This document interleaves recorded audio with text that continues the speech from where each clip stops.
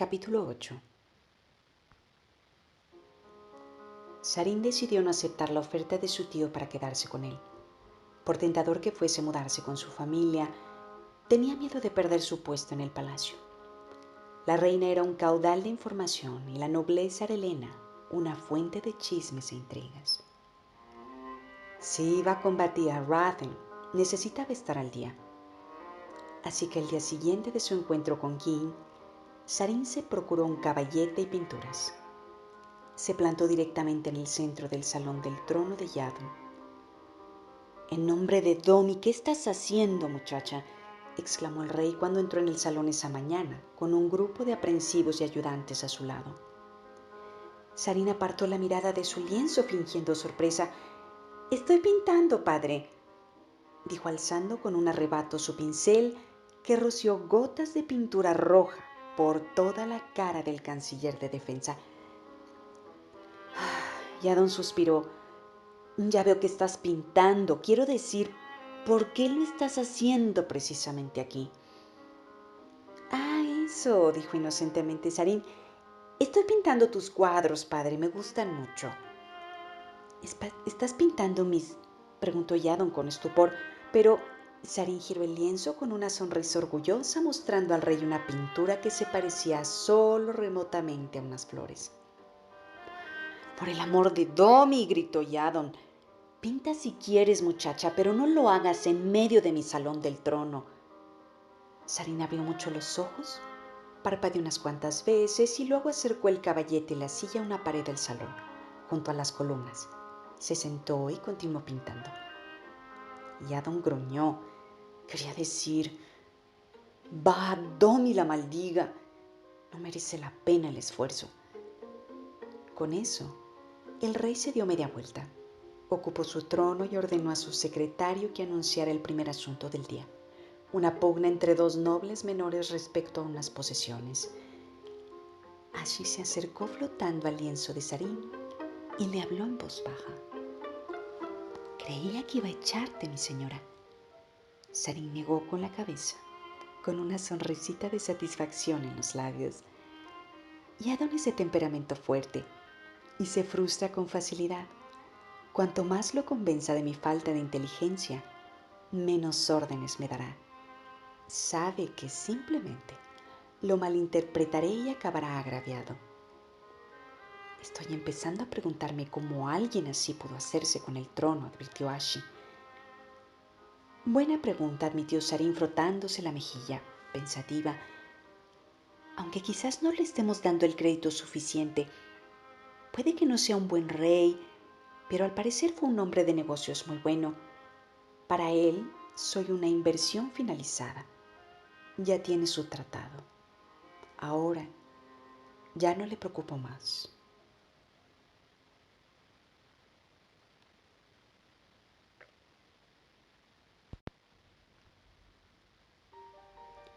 «No estoy convencido, mi señora. Parece demasiado cegato para continuar siendo rey mucho tiempo. Y por eso, probablemente, perderá el trono», dijo Sarin. «Sospecho que esa es la causa de la presencia del Giron aquí». «Bien pensado, mi señora».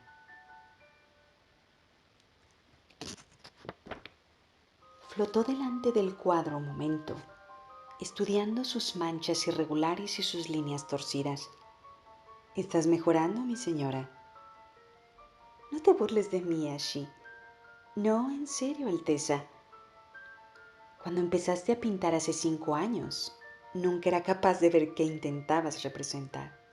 Y esto es un cuadro de...». Ashi se detuvo. «¿Un cuenco de fruta?», preguntó esperanzado. Sarin suspiró frustrada. Normalmente era buena en todo lo que se proponía, pero los secretos de la pintura se le escapaban por completo. Al principio, se había frustrado por su falta de talento y había insistido con determinación para demostrarse que podía hacerlo. No obstante, la técnica artística se había negado por completo a plegarse a su real voluntad.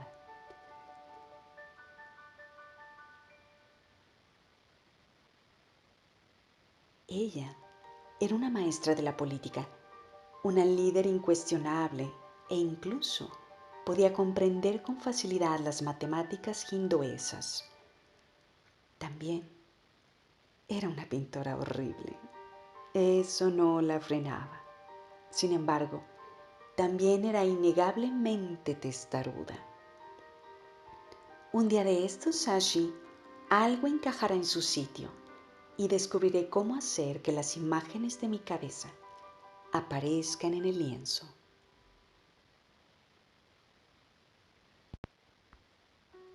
Por supuesto, mi señora, Sarin sonrió. Hasta entonces, fijamos que me instruyó alguien perteneciente a alguna escuela de abstraccionismo extremos bordizano. Ah, sí, la escuela de la desviación creativa. Muy bien. Dos hombres entraron en el salón del trono para presentar su caso ante el rey.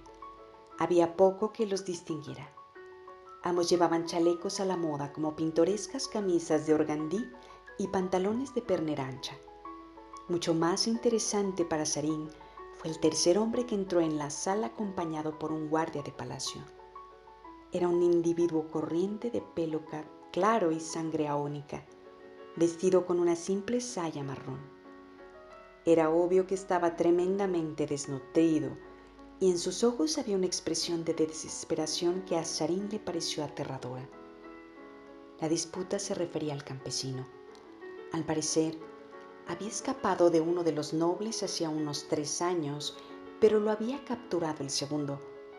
En vez de devolver al hombre, el segundo noble se lo quedó y lo puso a trabajar. Sin embargo, la discusión no terminaba con el campesino, sino con sus hijos. Se había casado hacía 2 años y había engendrado a 2 hijos durante su estancia con el segundo noble. Ambos nobles reclamaban la propiedad de los bebés. Creía que la esclavitud era ilegal en Arelon, dijo Sarin en voz baja. Lo es, mi señora, respondió Ashi confuso. No lo comprendo. Hablan de propiedad en sentido figurado, prima, dijo una voz ante ella. Sarin se asomó por un lado de su lienzo, sorprendida. Luquel, el hijo mayor de King, sonreía tras el caballete. Luquel, ¿qué estás haciendo aquí? Soy uno de los mercaderes con más éxito de la ciudad, prima, explicó, rodeando el lienzo para observar la pintura, con una ceja alzada. Tengo libre acceso a la corte. Me sorprende que no me vieras al entrar. ¿Estabas aquí? Luquel asintió. Estaba al fondo, retomando alguno de los viejos contactos. He estado algún tiempo fuera de la ciudad. ¿Por qué no has dicho nada? Estaba demasiado interesado en lo que hacías, dijo él con una sonrisa.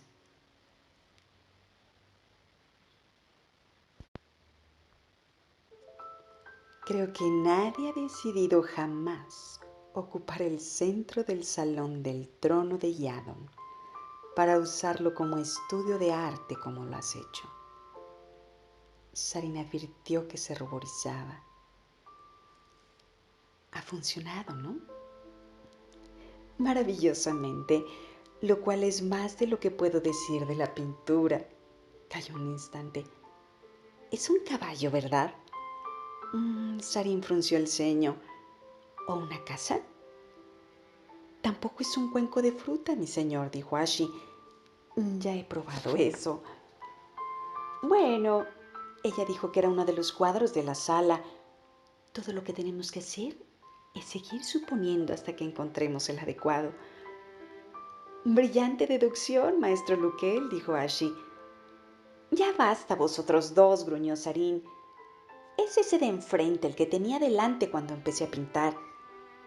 ¿Ese? Preguntó Luquel. Pero es un cuadro de flores. ¿Y qué es esa mancha oscura en el centro de tu pintura? Flores, dijo Sarina a la defensiva. Oh. Luquel miró una vez más el cuadro de Sarin. Luego el modelo. Lo que tú digas, prima. Tal vez puedas explicarme el pleito de Yadon antes de que me ponga violenta, prima, dijo Sarin con amenazadora dulzura. De acuerdo. ¿Qué quieres saber? Hemos estudiado que la esclavitud es ilegal en Arelon. pero esos hombres siguen refiriéndose al campesino como posesión suya. Luquel frunció el ceño, volviendo los ojos hacia los dos nobles enfrentados. La esclavitud es ilegal, aunque probablemente no por mucho tiempo. Hace 10 años no había nobles ni campesinos en Arelon, solo elantrinos y todo lo demás. A lo largo de la última década, la gente común ha pasado de pertenecer a una familia dueña de sus tierras a ser campesinado al servicio de los señores feudales. Son siervos sometidos, algo parecido a los antiguos siervos Fjordell. Dentro de poco no serán más que esclavos. Sarin puso mala cara. El simple hecho de que el rey escuchara un caso semejante, que considerara quitarle a un hombre sus hijos por salvar el honor de un noble, era realmente atroz. Se suponía que la sociedad había progresado más allá de ese punto.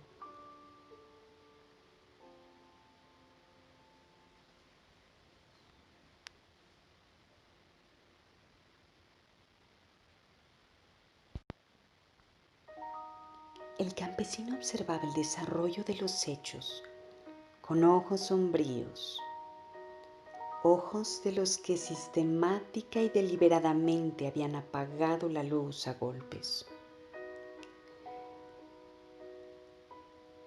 Esto es peor de lo que me temía, dijo Sarin, y Luquel asintió. Lo primero que hizo Iadon cuando ocupó el trono fue abolir los derechos de propiedad individual de las tierras. Arelon no tenía ejército, pero Iadon pudo permitirse contratar mercenarios para obligar a la gente a acatar su decreto. Declaró que todas las tierras pertenecían a la corona y luego recompensó con títulos y propiedades a aquellos mercaderes que habían apoyado su ascenso al trono. Solo unos pocos hombres, como mi padre, tenían suficiente tierra y dinero para que Iadon no se atreviera a intentar quedarse con sus propiedades. Sarin sintió que su disgusto hacia su nuevo padre aumentara.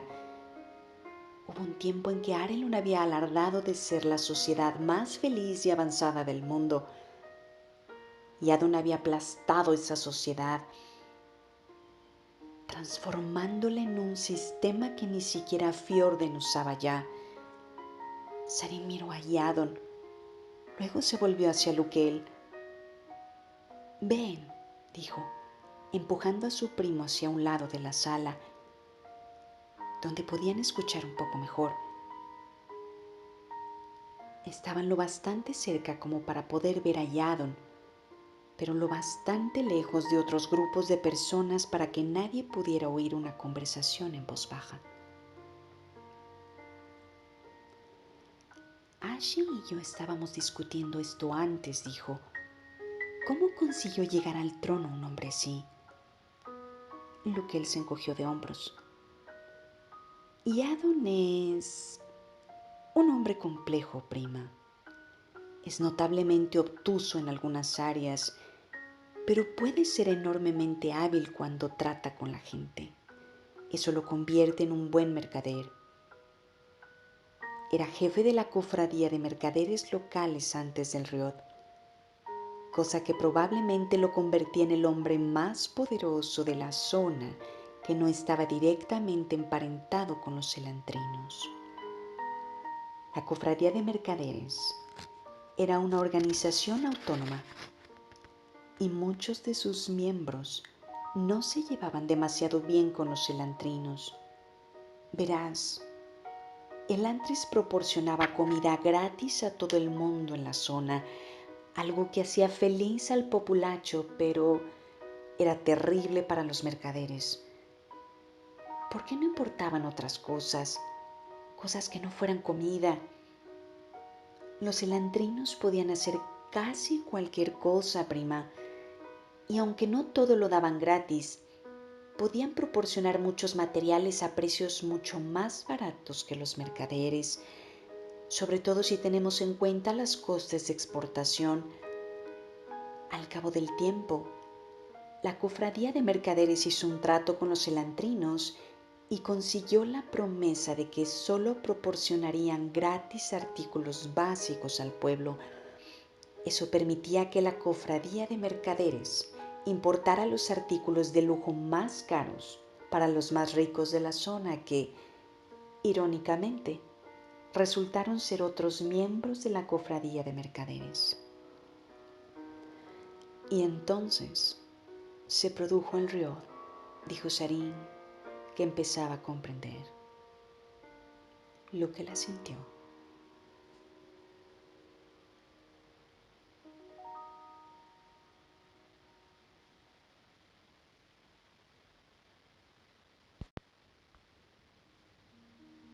El Andres cayó y la cofradía de mercaderes se convirtió en la organización más grande y poderosa de las 4 ciudades exteriores.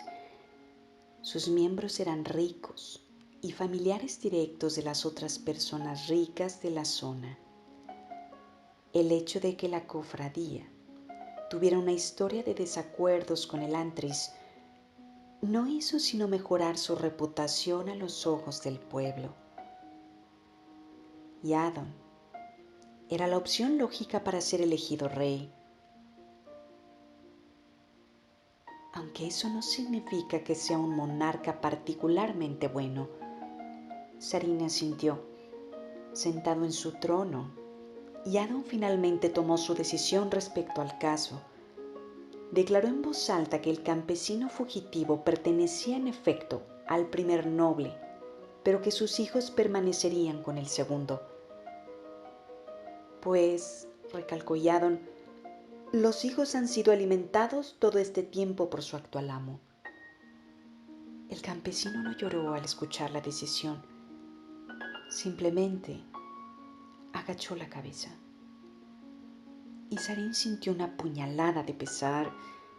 No obstante, cuando el hombre alzó la cabeza, había algo en sus ojos, algo por debajo del sometimiento forzado. Era odio. Todavía quedaba suficiente espíritu en él para esa poderosa emoción. Esto no durará mucho más, dijo ella en voz. El pueblo no lo soportará. La clase trabajadora vivió durante siglos bajo el sistema feudal Fjordell, señaló Luquel, y los trataban peor que animales de granja. Sí, pero estaban educados de esa forma, dijo Sarín. En la antigua Fjorden, la gente no conocía nada mejor.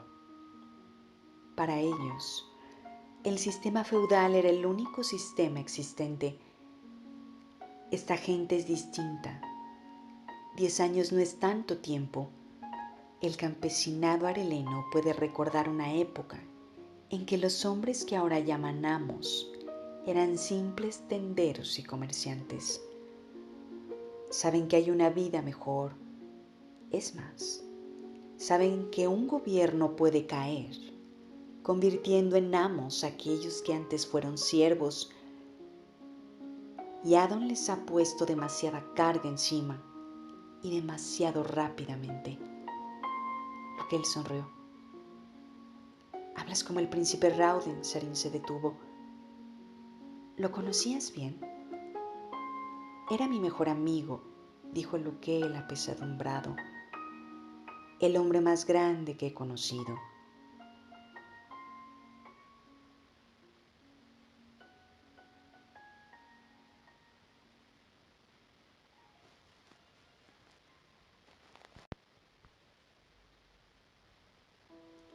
Háblame de él, Luquel, solicitó ella en voz baja.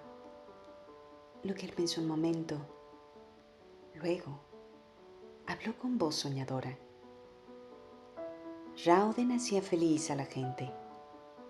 Podías haber tenido un día amargo como el invierno, y entonces llegaba el príncipe y su optimismo, y con unas pocas palabras amables te hacía darte cuenta de lo estúpidamente que te estabas comportando.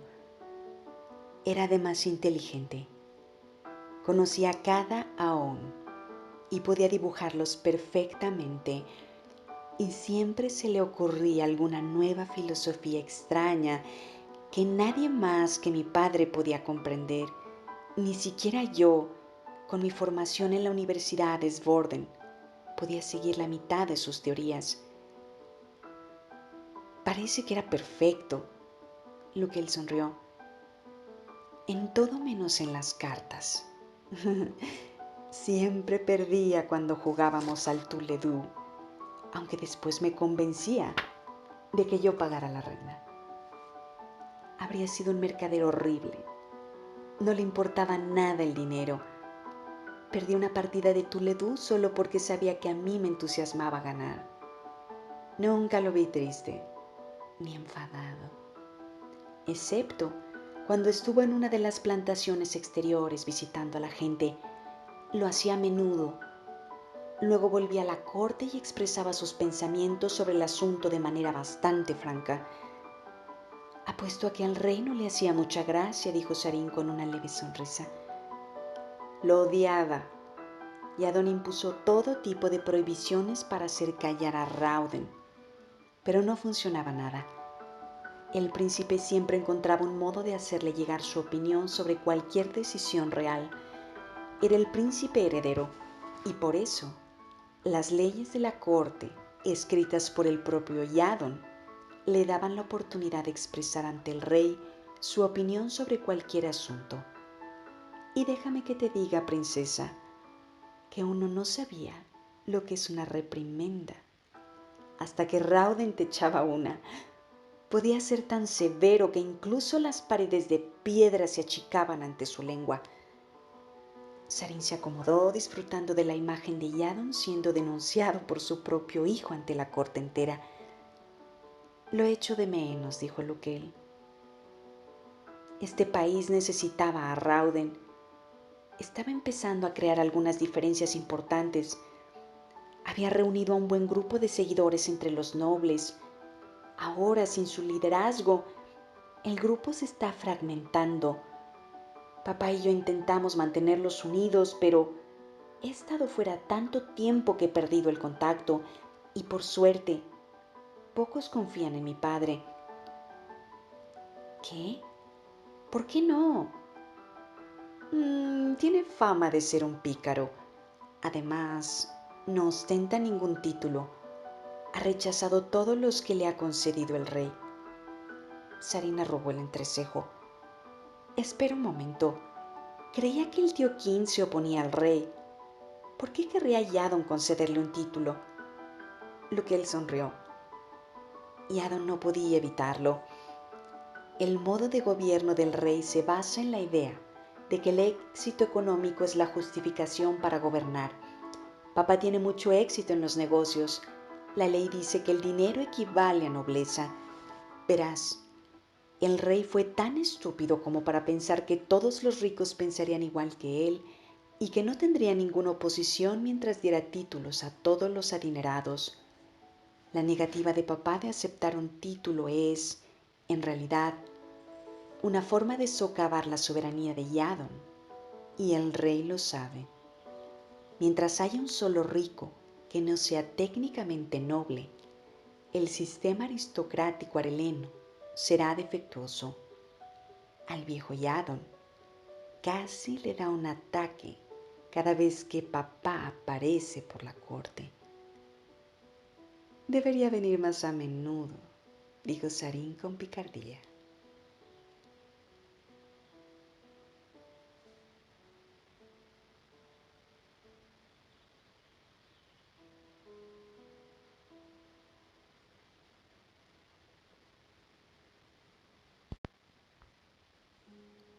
Papá encuentra montones de oportunidades para hacerse ver.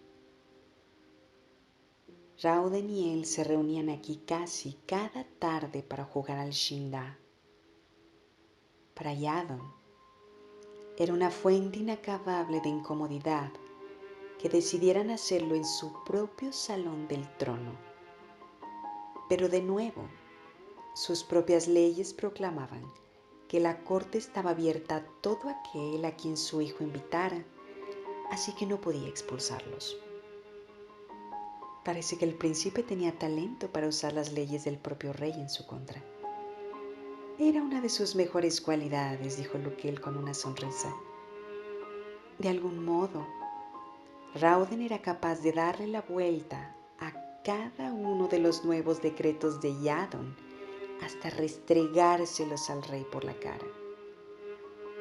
Yadon se ha pasado casi cada momento de los últimos 5 años intentando hallar un modo de desheredar a Rauden. Resulta que Domi al final le resolvió el problema. O bien Domi, o un asesino enviado por Yadon, pensó Sarin con creciente sospecha. ¿Quién es ahora el heredero?, preguntó en voz baja. No es seguro. Yadon probablemente planea tener otro hijo. Eshin es bastante joven. Uno de los duques sería el siguiente en la línea de sucesión. ¿Lord del Rey o Lord Royal? ¿Están aquí?, preguntó Sarin escrutando la multitud. Royal no, pero ese de ahí es el duque del Rey. Luquel señaló a un hombre de aspecto pomposo que estaba de pie al otro lado de la sala.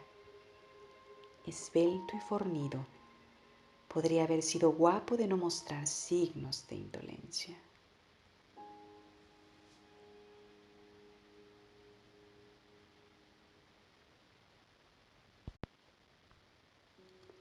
Su traje relucía de joyas bordadas y sus dedos destellaban llenos de oro y plata. Cuando se dio la vuelta, Sarin vio que la parte izquierda de su rostro estaba marcada por una enorme mancha de nacimiento púrpura. Esperemos que el trono nunca caiga en sus manos, dijo Luquel. Yadon es desagradable, pero al menos es fiscalmente responsable. Es un mísero. Del Rey, sin embargo, es un manirroto. Le gusta el dinero y le gustan quienes se lo dan. Probablemente sería el hombre más rico de Arelon si no fuera tan gastador. En este momento es el tercero tras el rey y el duque Royal. Sarin frunció el ceño. El rey habría desheredado a Rauden, dejando al país sin ningún heredero claro. ¿No conoce nadie las guerras de sucesión? Luquel se encogió de hombros. Al parecer, prefería no tener ningún heredero, arriesgarse a dejarle el poder a Rauden. No podía dejar que cosas como la libertad y la compasión estropearan su pequeña monarquía perfecta, dijo Sarin.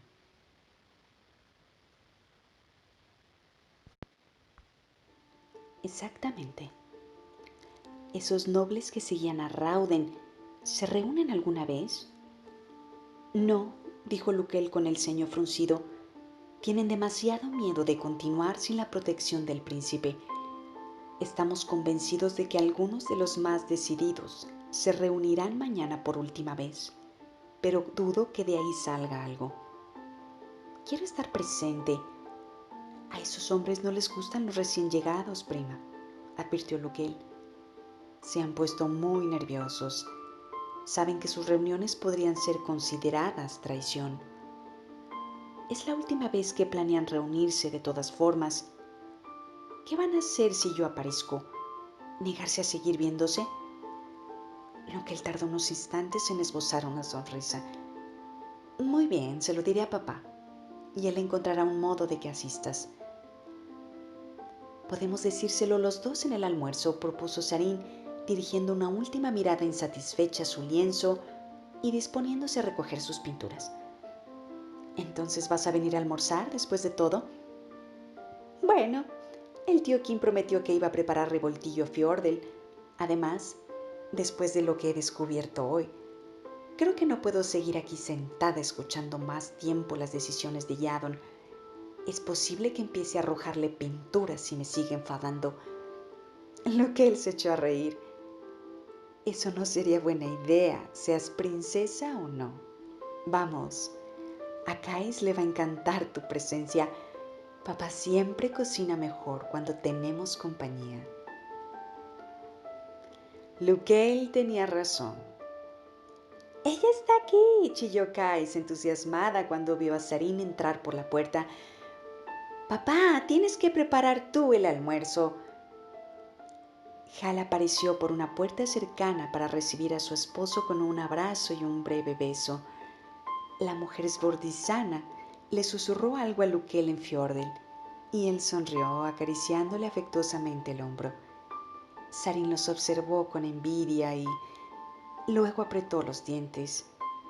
Era una princesa real tellosa. No era cosa suya quejarse de la necesidad de los matrimonios de Estado. Si Domi se había llevado a su marido antes de conocerlo, entonces estaba claro que quería que tuviera la mente despejada para otras preocupaciones. El tío Kim salió de la cocina, se metió un libro en el delantal y luego le dio a Sarin uno de sus aplastantes abrazos. Así que no has podido negarte, cariño. El atractivo de la cocina mágica de Kim es demasiado para ti, ¿o no?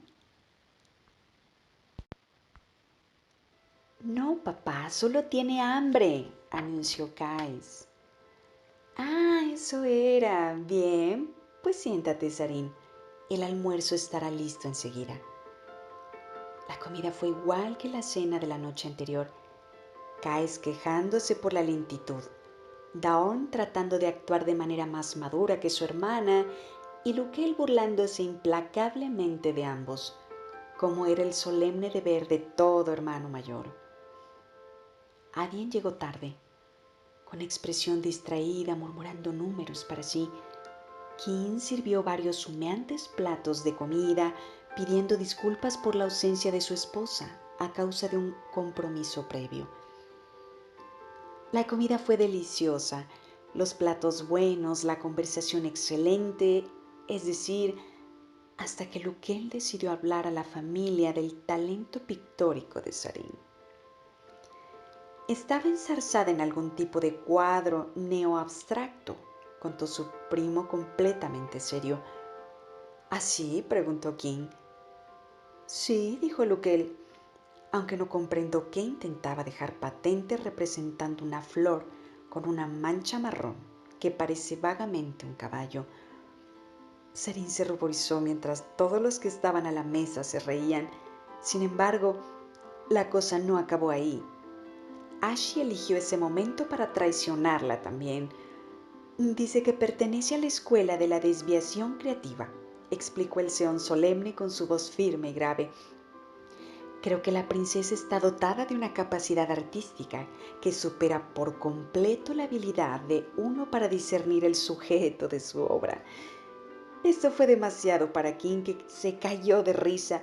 Sin embargo, el tormento de Sarin terminó pronto, cuando el tema de conversación experimentó un ligero cambio y su fuente resultó de cierto interés para la princesa.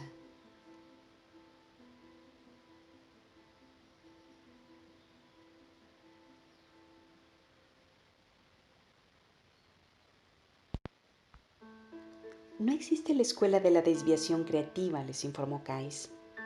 ¿Ah, no? Preguntó su padre. No.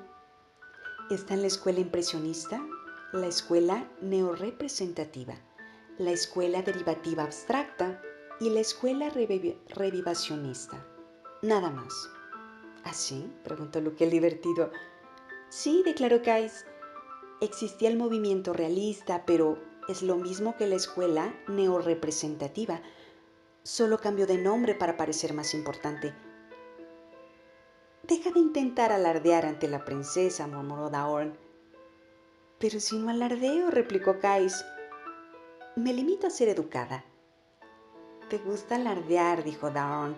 Además, la escuela realista no es lo mismo que la escuela neorrepresentativa. Daorn, deja de discutir con tu hermana, ordenó King. Kais frunció el ceño.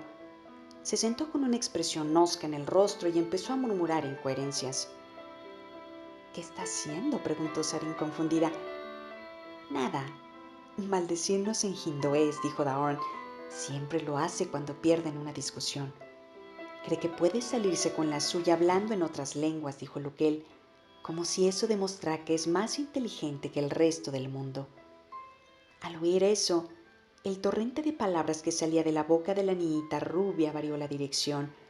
Con un sobresalto, Sarin advirtió que Kais despotricaba ahora en Fjordell. Sin embargo, Kais no había terminado. Acabó la andanada con una breve pero mordiente acusación en lo que parecía ser Dúladen. ¿Pero cuántos idiomas habla?, preguntó Sarin sorprendida. No sé, 4 o 5, a menos que haya aprendido uno nuevo mientras yo no estaba mirando, respondió Lukel. Aunque va a tener que dejarlo pronto. Los científicos sbordisanos dicen que la mente humana solo puede dominar 6 lenguajes antes de empezar a mezclarlos.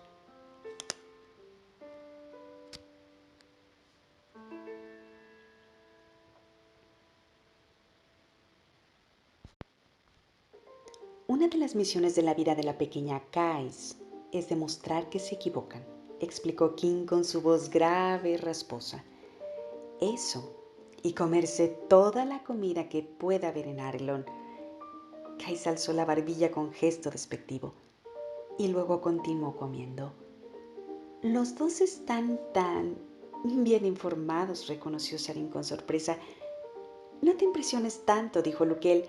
Sus tutores han estado dándole últimamente historia del arte y los dos se esfuerzan por demostrar que pueden superar al otro. Incluso así. Kais, todavía molesta, murmuró algo. ¿Qué has dicho?, preguntó Kin en tono firme.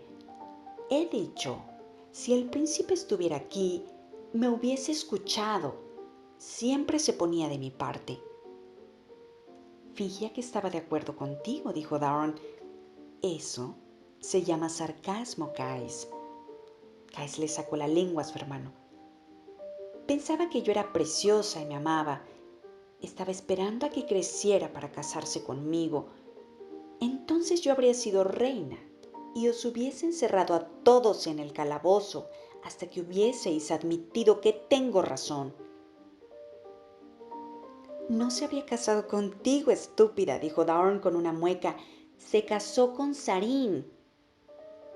King seguramente reparó en la cara de Sarin cuando se citó el nombre del príncipe, pues rápidamente hizo callar a los dos niños con la mirada.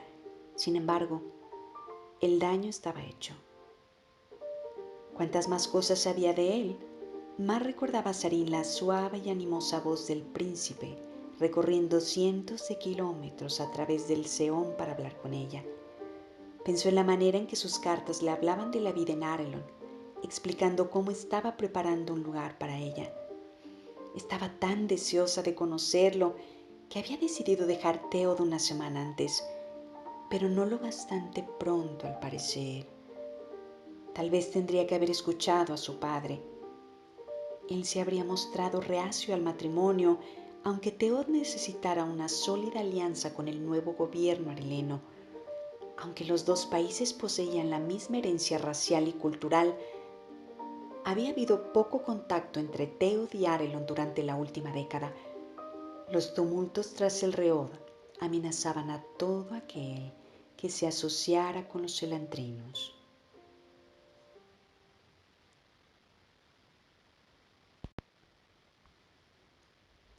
Y eso, desde luego, incluía la realeza teiosa. Pero con Fjorden forzando de nuevo los límites de su influencia, quedó claro que Theod necesitaba volver a relacionarse con su antiguo aliado o enfrentarse solo a las hordas del Wyrn. Y por eso, Sarin había sugerido el matrimonio. Su padre se había opuesto al principio, pero luego había cedido a su sentido práctico. No había ningún lazo más fuerte que el de la sangre, sobre todo cuando el matrimonio implicaba un príncipe heredero. No importaba que un matrimonio real impidiera a Sarin volver a casarse. Rauden era joven y fuerte. Todos habían supuesto que viviría décadas. ¿Quién le estaba hablando? ¿Qué decías, tío? Solo preguntaba si había algo que quisieras ver en CAE. Llevas aquí un par de días. Probablemente es hora de que alguien te lo muestre. Estoy seguro de que a Luque le encantará. El delgado joven alzó las manos. Lo siento, papá. Me encantaría enseñarle la ciudad a nuestra preciosa prima, pero Hala y yo tenemos que discutir la compra de un cargamento de seda para Teod. ¿Los dos?, preguntó Sarin con sorpresa. Por supuesto, dijo Luquel, dejando la servilleta sobre la mesa. Hal es una regateadora feroz. Esa es la única razón por la que se casó conmigo, confesó la mujer esbordizana, con su cargado acento y una leve sonrisa. Luquel es mercader, beneficio en todo, incluso en el matrimonio. Así es, dijo Luquel con una carcajada, sujetando la mano de su esposa cuando ésta se levantaba. El hecho de que sea inteligente y hermosa no tuvo nada que ver. Gracias por la comida, papá. Estaba deliciosa. Buenos días a todos. Con eso la pareja se marchó mirándose a los ojos mientras se retiraba. Su salida fue seguida por una serie de sonidos repulsivos de Daorn. Uf, papá, tendrías que hablar con ellos. Son tan melosos que la comida se me atraganta. La mente de nuestro querido hermano se ha convertido en puré, reconoció Caes. Sed pacientes, niños, dijo King. Lo que él solo lleva un mes casado.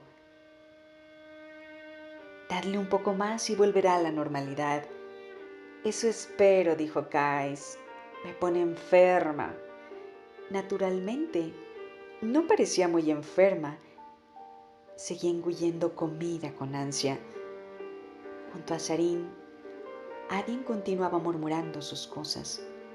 No parecía decir otra cosa que números. Eso, y de vez en cuando, una palabra que decía Elantris.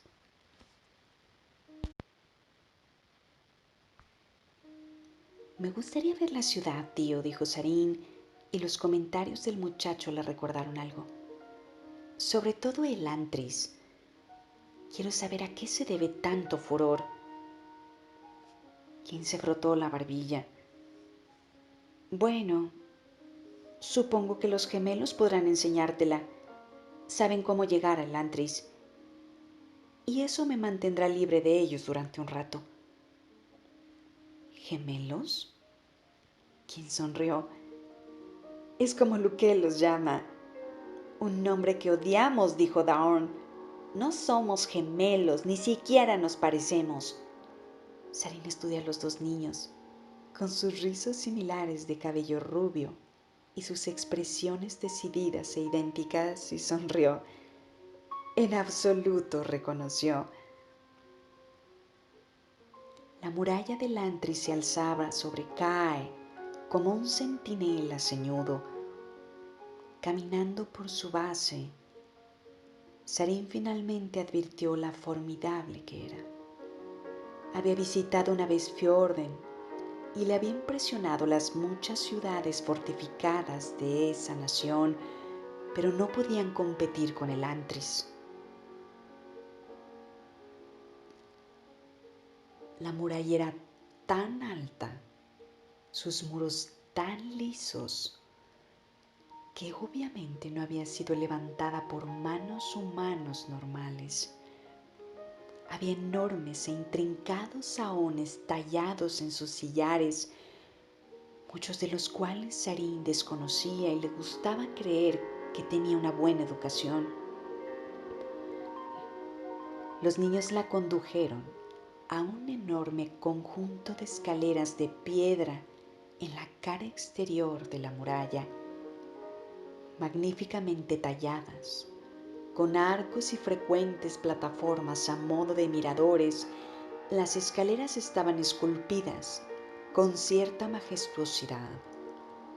Daban también una sensación de arrogancia. Formaban parte del diseño original de la ciudad de Elantris, sin duda, y demostraban que las enormes murallas habían sido construidas no como defensa, sino como un medio de separación. Solo una gente supremamente confiada podía crear una fortificación tan sorprendente y luego colocar un amplio tramo de escaleras en el exterior hasta la cima. Esa confianza había resultado injustificada, pues el Antris había caído.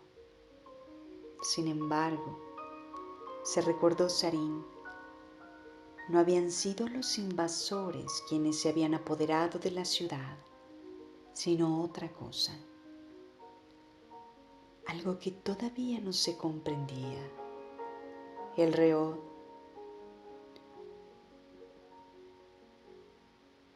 Sarin se detuvo en una balaustrada de piedra a medio camino de la parte superior de la muralla y se asomó a la ciudad de Cae. La ciudad se alzaba como una hermana menor de la gran Elantris, tratando con fuerza de demostrar su importancia, pero junto a tan enorme ciudad solo podía parecer inferior. Sus edificios hubiesen sido impresionantes en cualquier otro lugar, pero parecían diminutos, incluso insignificantes, cuando se comparaban con la majestuosidad del Antris. Insignificante o no, se dijo Sarin, Cae tendrá que ser mi centro de atención. Los días del Antris han pasado. Varias pequeñas burbujas de luz flotaban a lo largo de la pared, los primeros eones que Sarin veía en la zona. Se sintió emocionada al principio, pero luego recordó las historias. Al principio, los eones no se habían visto afectados por la Shaod, pero eso cambió con la caída del Antris. Cuando una persona resultaba afectada por la Shaod ahora, su eón se volvía loco. Los eones que había junto a la muralla flotaban sin rumbo, como niños perdidos. Sarin supo sin preguntar que ahí era donde los enloquecidos eones se reunían después de que sus amos hubieran caído.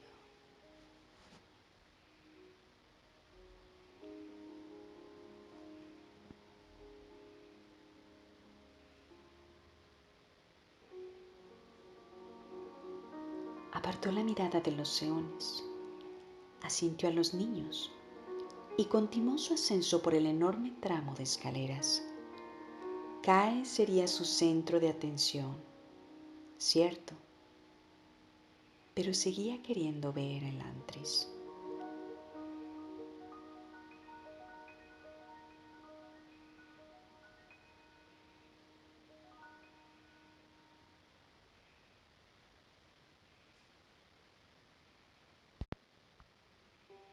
Había algo en la ciudad que tenía que experimentar por sí misma. Mientras caminaba, acarició la marca de un ahón tallado en la muralla. La línea era tan ancha como su mano. No había juntas donde la piedra se encontraba con la piedra. Era tal como había leído. Toda la muralla era de una sola pieza de roca, sin fisuras, pero ya no era perfecta. Trozos del enorme monolito se desmoronaban y resquebrajaban sobre todo cerca de la cima. Cuando llegaron al final de su escalada, había sitios donde grandes pedazos de muralla se habían caído, dejando heridas abiertas en la piedra que parecían marcas de mordiscos. A pesar de todo, la muralla era impresionante. Desde lo alto podía contemplarse el terreno circundante. Cielos, dijo Sarin notando que se mareaba. Daon agarró apresuradamente la parte posterior de su vestido. No te acerques demasiado, Sarin. Me encuentro bien, dijo ella con voz confusa. Sin embargo, permitió que el niño la apartara de ahí. Ashi flotó a su lado, brillando lleno de preocupación. Tal vez no haya sido buena idea, mi señora. Ya sabes lo que te pasa con las alturas. Tonterías, dijo Sarin recuperándose. Entonces advirtió por primera vez la gran multitud reunida en la cima de la muralla a poca distancia. Una voz penetrante se alzaba por encima del grupo, una voz que no podía distinguir del todo. ¿Qué es eso? Los gemelos intercambiaron mutuos gestos de confusión, encogiéndose de hombros.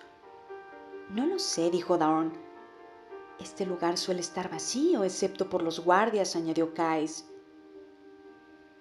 Vamos a echar un vistazo, dijo Sarin.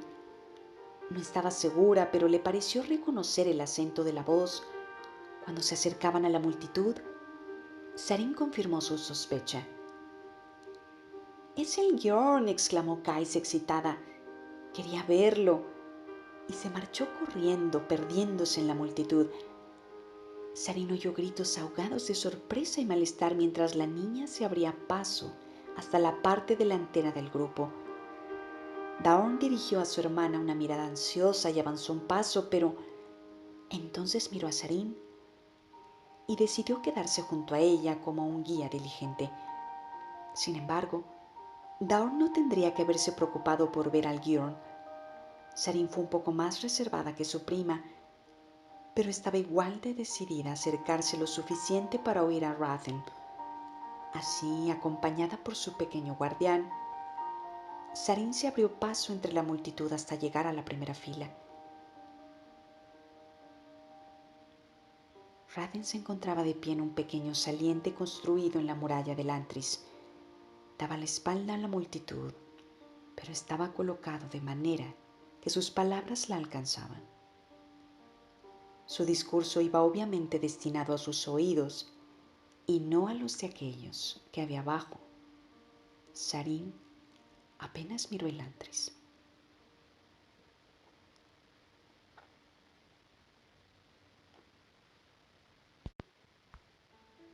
«Miradlos», ordenó Rathen, señalando hacia la ciudad.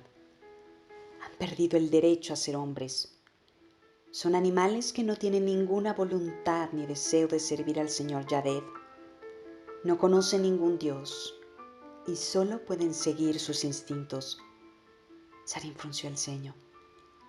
El Shu-Dered enseñaba que la única diferencia entre hombres y animales era la capacidad humana de adorar a Dios, o Yaded, en Fjordell. La doctrina no era nueva para Sarin. Su padre se había asegurado de incluir en su educación un amplio conocimiento del Shu-Dered. Lo que no podía comprender era por qué todo un Gjorn perdía el tiempo con los elantrinos, que ganaba denunciando a un grupo que ya había sido tan fuertemente golpeado. Sin embargo, una cosa estaba clara. Si el Gjorn veía motivos para predicar contra el Antris, entonces el deber de Sarin era defenderla. Era posible bloquear los planes de su enemigo antes de conocerlos por completo. Como todos saben, los animales están muy por debajo de los hombres a los ojos del señor Yaded, estaba diciendo Rathen llegando a la conclusión de su discurso. Sarin vio su oportunidad y la aprovechó. Abrió mucho los ojos, fingió confusión y con su voz más aguda e inocente preguntó: «¿Por qué?» Rathen calló. Ella había calculado la pregunta para que cayera directamente en la pausa entre dos frases. El Gjorn vaciló al oír la sagaz pregunta, intentando obviamente recuperar su impulso. Se dio media vuelta con mirada feroz para buscar a quien lo había interrumpido de manera tan estúpida. Todo lo que encontró fue a una serie perpleja Sarin. «¿Por qué qué?», exigió Rathen. «¿Por qué están los animales por debajo de los humanos a los ojos de Maeshe Yaded?», preguntó. El Gjorn rechinó los dientes al oírla usar el término Maeshe Yaded.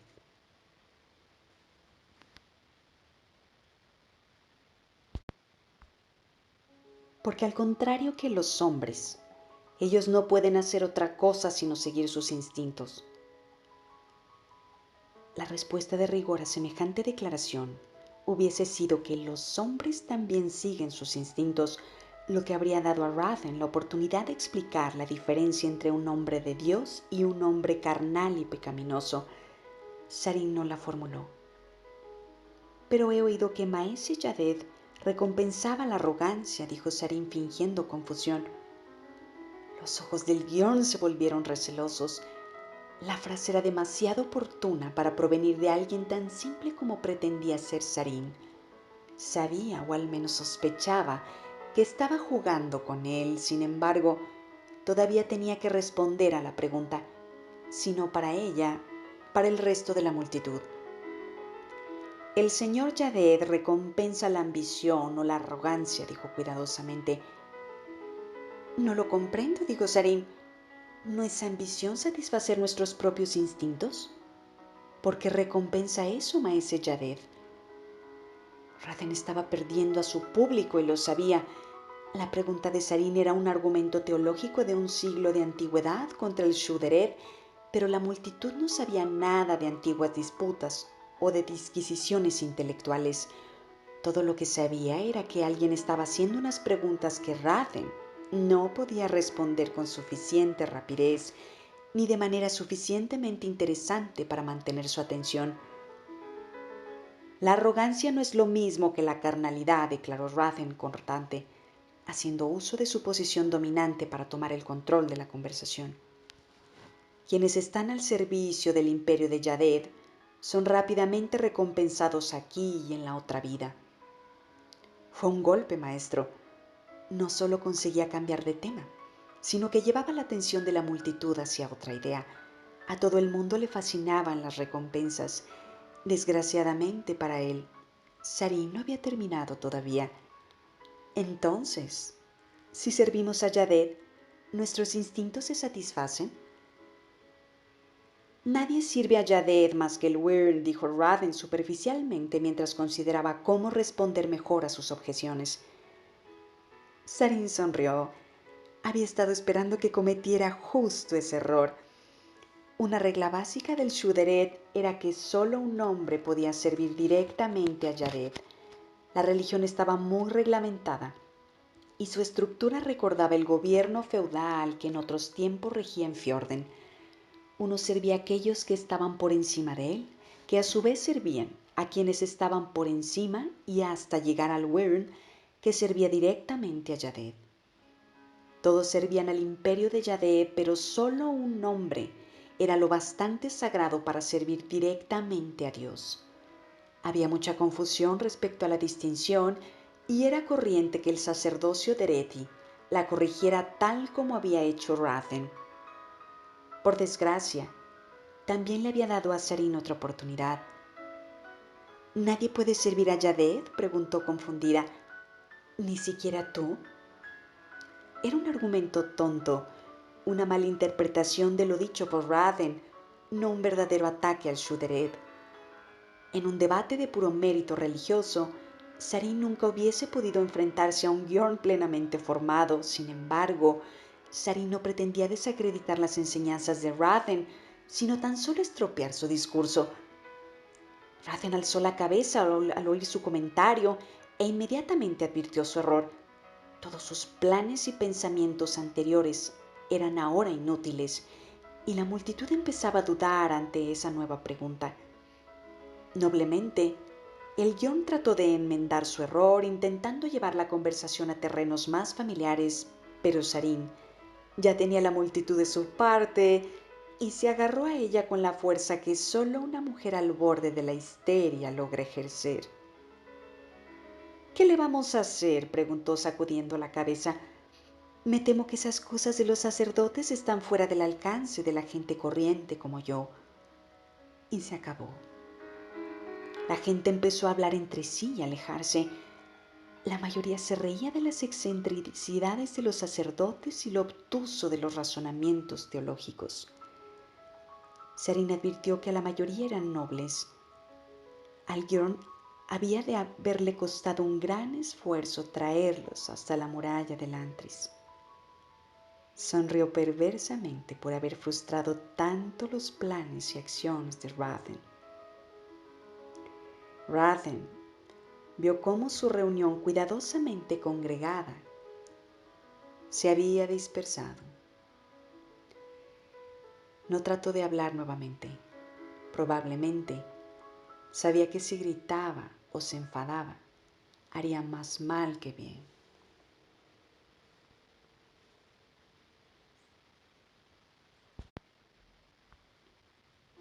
Sorprendentemente, Elgirn se volvió e hizo un gesto de asentimiento a Sarin apreciativo. No era una reverencia, pero sí el gesto más respetuoso que le había dedicado jamás un sacerdote de Reti. Era el reconocimiento a una batalla justamente ganada a un digno oponente. «Juegas a un juego peligroso, princesa», dijo en voz baja con su voz levemente cargada de acento. «Descubrirás que soy muy buena jugando, Bjorn», repuso ella.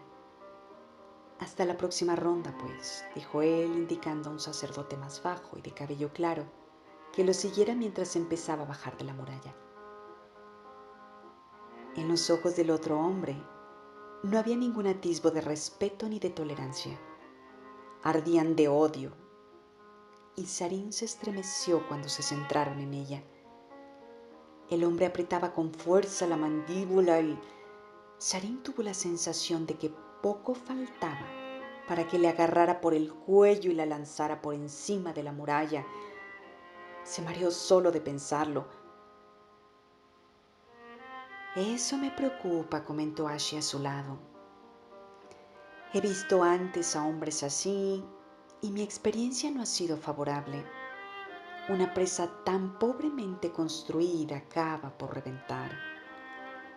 Sarin asintió. Era aónico, no Fjordell. Parece un paje o un ayudante de Raven. Bueno, esperemos que el Bjorn sepa mantener a su mascota bajo control, mi señora.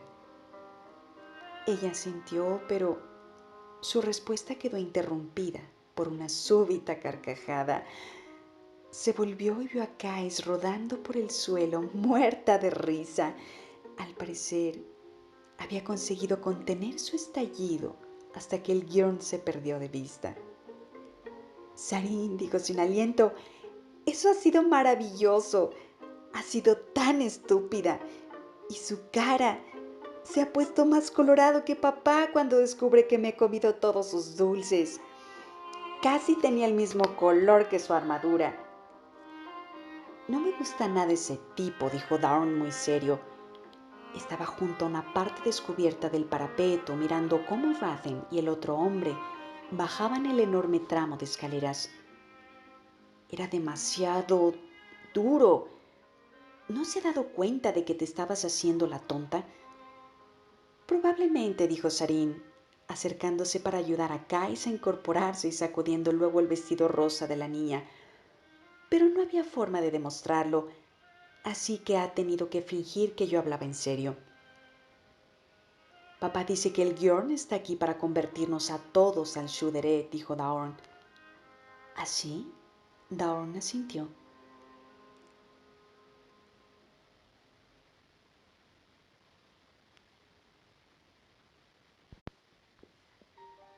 También dice que tiene miedo de que Rathen lo consiga.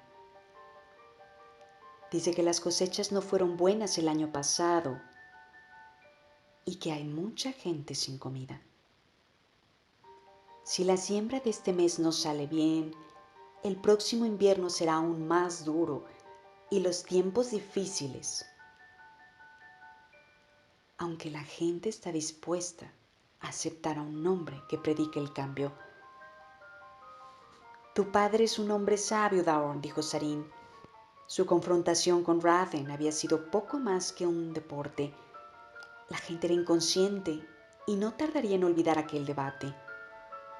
Lo que quiera que Rathen estuviera haciendo era parte de algo mucho mayor, algo que tenía que ver con el Antris, y Sarin necesitaba descubrir cuáles eran sus intenciones. Al recordar por fin su motivo original para visitar la muralla, Sarin echó su primer vistazo a la ciudad. Antaño había sido hermosa. El aspecto de la ciudad, El modo en que los edificios se encajaban entre sí, la manera en que las calles se cruzaban, todo en conjunto era intencionado, arte a gran escala.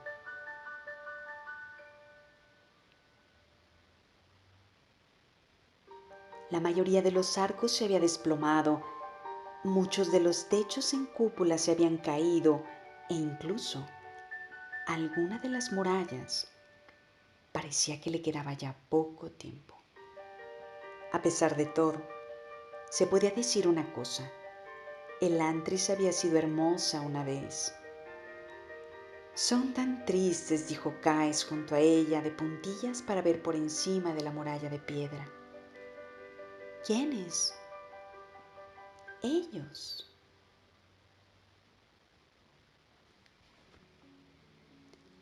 Había gente allá abajo, formas agazapadas que apenas se movían. Estaban camufladas en las calles oscuras. Sarin oía sus gemidos, pero los sentía. Nadie cuida de ellos, dijo Caes. ¿Cómo comen?, preguntó Sarin. Alguien debe darles de comer. No distinguía con detalle a la gente de abajo. Solo veía que eran seres humanos, o al menos tenían forma de humanos. Había leído muchas cosas confusas respecto a los elantrinos. Nadie, dijo Daorn desde el otro lado, nadie les da de comer. Deberían estar todos muertos. No tienen nada que comer. Conseguirán comida en alguna parte, dijo Sarin. Caes negó con la cabeza. Están muertos, Sarin. No necesitan comer. Puede que no se muevan mucho, pero obviamente no están muertos, repuso Sarin. Mirad a aquellos. Están de pie. No, Sarin. También están muertos. No necesitan comer. No necesitan dormir y no envejecen. Están todos muertos. La voz de Caes era extrañamente solemne.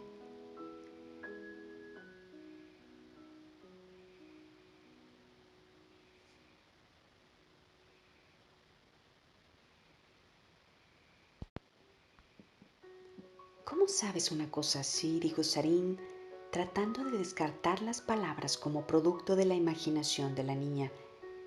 Por desgracia, esos críos habían demostrado estar notablemente bien informados. Lo sé, contestó Caes. Créeme, están muertos. Sarin sintió que el vello de los brazos se le erizaba y se dijo resuelta que no debía ceder al misticismo. Los elantrinos eran extraños, cierto, pero no estaban muertos. Tenía que haber otra explicación. Escrutó la ciudad una vez más, tratando de apartar de su mente los turbadores comentarios de Caes. Al hacerlo, su mirada se posó en un par de figuras en concreto, unas figuras que no parecían tan penosas como el resto. Las observó. Elantrinos, por lo visto, pero uno con la piel más oscura que el otro. Estaban agazapados en el terrado de un edificio y parecían capaces de moverse, al contrario de la mayoría de los otros elantrinos que había visto. Había algo distinto en aquellos dos. ¿Mi señora? La voz preocupada de Ashi sonó en su oído y ella advirtió que había empezado a inclinarse sobre el parapeto de piedra. Con un sobresalto, miró hacia abajo advirtiendo lo alto que se hallaban. La mirada se le nubló y perdió el equilibrio, mareada por el ondulante suelo de allá abajo. «Mi señora», repitió la voz de Ashi, sacándola de su estupor. Sarin se apartó de la muralla, se sentó y se abrazó las rodillas. Respiró profundamente durante un momento. «Me pondré bien, Ashi. Nos marcharemos de aquí en cuanto recuperes el equilibrio», ordenó el Seón firme. Sarina sintió distraída. Kais bufó. Sabes, considerando lo alta que es, tendría que estar acostumbrada a las alturas, ¿no?